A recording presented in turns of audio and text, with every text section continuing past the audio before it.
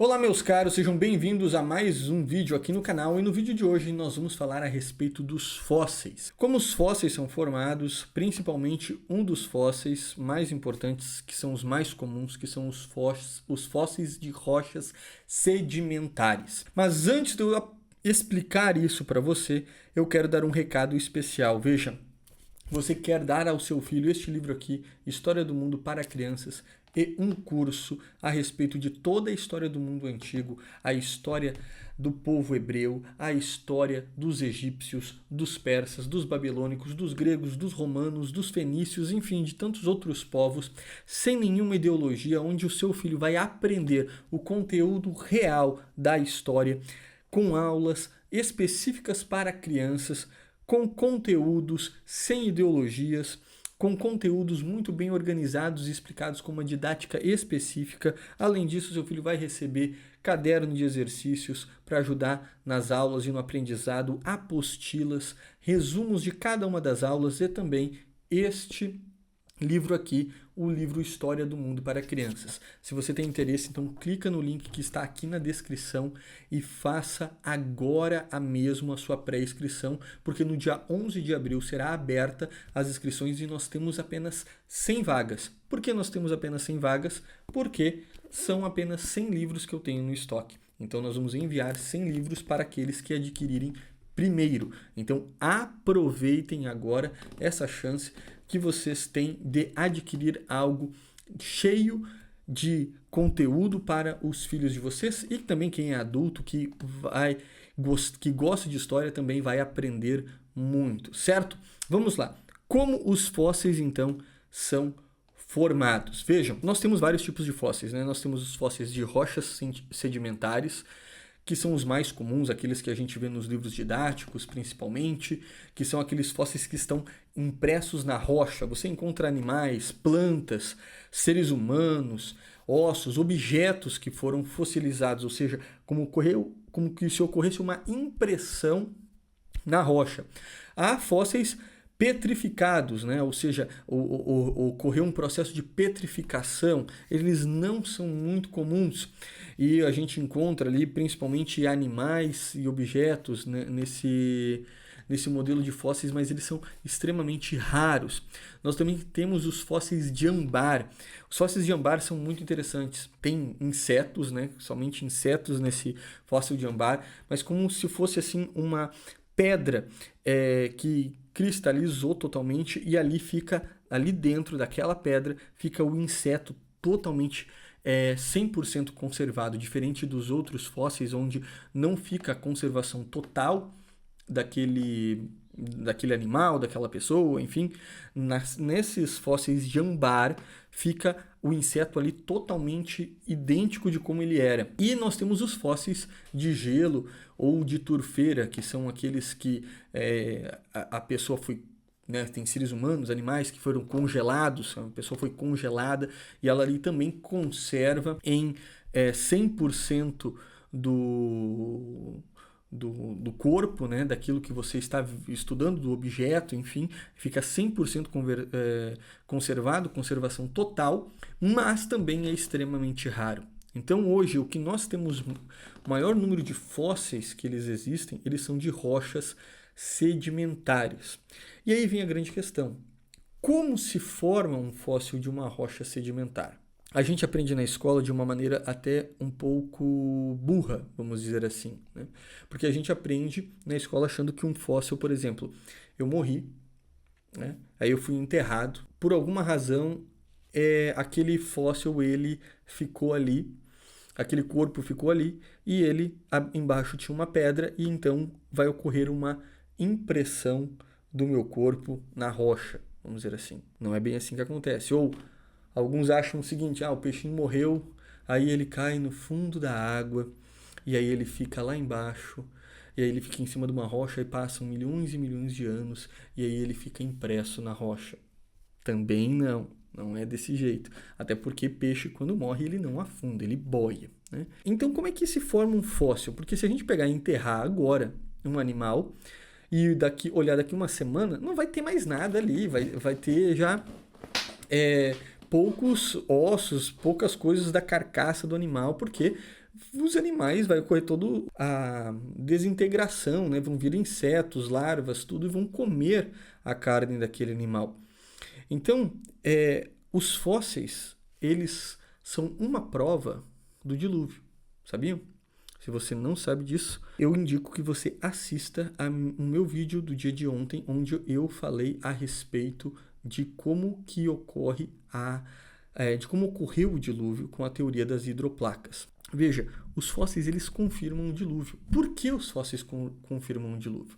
Porque, como você está vendo, o fóssil ele não tem como ter sido formado a partir de um processo lento e gradual, como a gente acha, como a gente aprendeu na escola, né? Que tá ali o animalzinho e o animalzinho caiu então em cima da rocha e vai ficar impresso. Não, a gente sabe que vai vir animais que vão comer, que vão vir o vento, a chuva, enfim, não é uma coisa assim que ocorre a partir de um processo lento e gradual, mas que precisa-se de um processo de fusão, ou seja, é uma impressão na rocha, Um fóssil é uma impressão que fica na rocha. E é muito interessante quando a gente olha os fósseis, principalmente de peixes, a gente percebe que parece que eles morreram instantaneamente. Não foi uma morte tranquila, mas instantânea, até porque tem alguns peixes que eles estão com as bocas abertas, eles estão assim em um movimento como se eles estivessem querendo respirar e não conseguem respirar,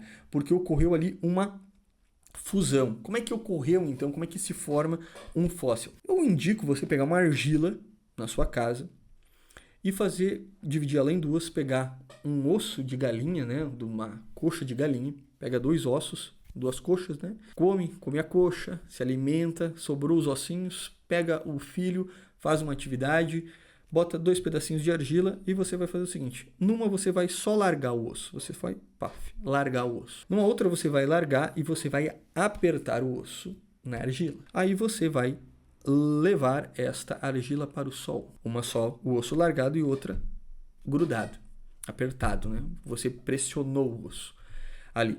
E você vai levar para o sol, vai esperar a argila secar, vai voltar e vai retirar o osso. E aí você vai ver em qual das pedras de argila, porque aí a argila vai endurecer, vai virar uma pedra, né? Vai ficar mais firme. E você vai retirar o osso e vai ver onde ficou a impressão do osso na argila.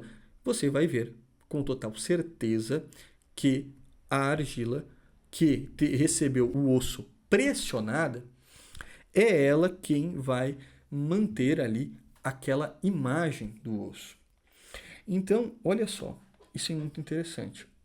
Então, os fósseis, eles não podem ter ocorrido do nada. Não pode ter sido um animal que estava de repente correndo, deu um ataque cardíaco no animal, o animal caiu em cima de uma rocha e ali ele ficou e depois de milhares e milhares, de milhões de anos, aquela pedra recebeu a impressão do animal. Não, precisou-se ocorrer uma pressão para que ocorresse essa impressão, ou seja, é como se fosse quase uma fusão em que aquele animal ele ficou impresso na pedra. E para isso ocorrer, nós precisamos de uma coisa muito importante, nós precisamos de muita lama. E onde é que a gente encontra muita lama? Se a gente parar para pensar e observar aquilo que eu expliquei no vídeo anterior a respeito da teoria das hidroplacas, você vai ver que quando ocorreu o processo de saída da água por conta do aquecimento do núcleo, ocorreu então também uma saída de lama que vai ficar por cima da crosta. E essa saída de lama, certo? Ela foi provocada propositalmente por conta do dilúvio, por conta do processo das hidroplacas. Então, a lama ela foi levada e o que aconteceu? Ela pegou os animais que estavam, os dinossauros, insetos, plantas, enfim, peixes. E ocorreu o que depois? A água saiu e pressionou esta lama, né, em cima dos animais. E aí o que aconteceu? Esse processo de pressão, de fusão das rochas, certo? da lama com a água, fez com que então ocorresse a impressão dos fósseis. Esses fósseis, eles estão até aí, e é muito interessante que nós encontramos em todos os lugares do mundo uma camada de sedimentos, né? Uma camada de rocha sedimentar. E em toda a Terra, essas camadas, elas estão ali e elas demonstram um número gigantesco de fósseis. Então, todos os fósseis que nós temos hoje, estão na mesma camada geológica, que são nas rochas sedimentares. E aí, olha só que interessante isso, né? Você precisa de lama. Para ter lama, você tem que ter água. Só que você não adianta só ter lama e água, você precisa ter pressão. Você precisa ter uma pressão que faça a fusão, que nem o exercício que eu mandei a gente fazer. Não adianta só largar o osso. Precisa ter alguém que pressione, algo que pressione para que o osso ali fique impresso, para que aquele objeto ele fique impresso naquela rocha. E depois, quando ocorreu o esvaziamento das águas, as rochas elas vão secar, elas vão endurecer, exatamente como aconteceu com a argila. Você vai botar ela no sol, ela vai endurecer. E aí vai ficar a impressão. Então, é desse modo que ocorrem os fósseis. E os fósseis, a partir desse momento que a gente olha com essa visão, né, com a visão certa de como se forma um fóssil, a gente consegue entender e encaixar toda a formação dos fósseis com o dilúvio. Elas não estão divididas, não são coisas divergentes. Por isso que eu indico que você veja o vídeo da teoria das hidroplacas. Sem você ver o vídeo da teoria das hidroplacas, você não vai entender o que eu estou explicando aqui. Então é uma continuação esses dois vídeos. Então assista o vídeo. Se você não assistiu a respeito das teorias das hidroplacas, foi o vídeo de ontem, você consegue ver aqui na lista de vídeos, tá? E veja, faça essa experiência para que você perceba de uma maneira real como que se forma um fóssil, porque às vezes a gente lê lá nos livros, olha lá como foi explicado na escola, e a gente nunca vê um fóssil, a gente não vê um fóssil todo dia. Então a gente acha que assim, é daquele jeito que explica, o peixinho estava lá nadando na água, de repente morreu, ele baixou, ficou lá embaixo do mar, e então ficou ali, foi ocorrendo um processo lento e gradual, e aí que pressionou a imagem do peixe, e depois de milhares de anos se formou um fóssil. Não, a gente sabe que se você larga um peixe morto, primeiro vai boiar, vão vir outros animais, vão comer a carne dele, vai ocorrer todo o sistema de desintegração do animal. Não é assim, não é desse jeito que se forma. Então, tem fósseis que tem até mesmo detalhes de animais que estavam comendo outro animal. Tem lá numa rocha sedimentar, um peixe que estava com outro peixe dentro da barriga. Olha só, que isso é muito interessante. Então não foi uma coisa em que o peixe ele morreu, digamos assim, por uma causa natural, mas que sim que ele morreu de uma maneira repentina. E essa morte repentina foi fossilizada. Então, o fóssil ele é um retrato de como aquele animal, aquele ser humano, ele morreu, e não de como ele viveu, porque nós temos ali apenas os detalhes a respeito de como que ele era no momento da morte. Agora, como que ele era durante a vida, a gente não tem esses detalhes. Então, até inclusive, o fóssil ele não pode ser uma fonte que explique uma vida, mas sim que ele explica a morte daquele ser, daquela planta, daquele peixe que você pegou ali, que você encontrou fossilizado.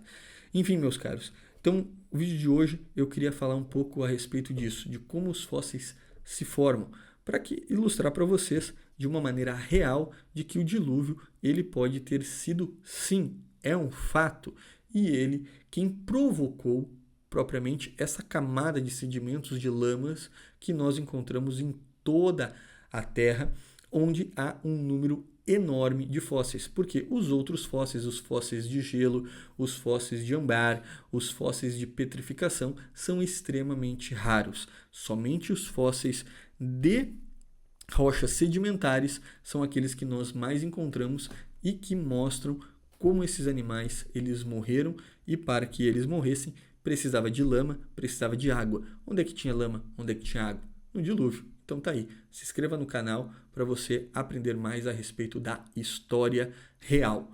Aguardo você no meu próximo vídeo. Um abraço e Deus abençoe.